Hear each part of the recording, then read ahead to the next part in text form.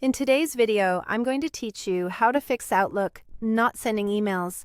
If your messages are stuck in the outbox or you notice nothing is going out, one of the most common and quickest fixes is to make sure Outlook isn't set to work offline. When Outlook is offline, it stops talking to your mail server, so drafts stay local and nothing gets delivered until you reconnect. Let's walk through how to check this and get you back online. First, open Outlook.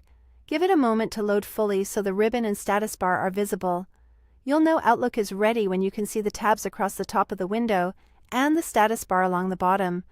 If your window looks simplified or compact, that's okay. The option we need is still there.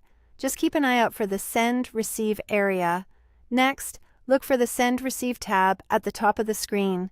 This tab groups everything related to syncing your mailbox, including sending and receiving messages, updating folders, and managing connection settings. If you don't immediately see it, you might be on another tab like Home or View. Simply switch over to Send Receive so we can access the control we need. Inside the Send Receive tab, find the button labeled Work Offline. This control acts like a toggle. When it's turned on, Outlook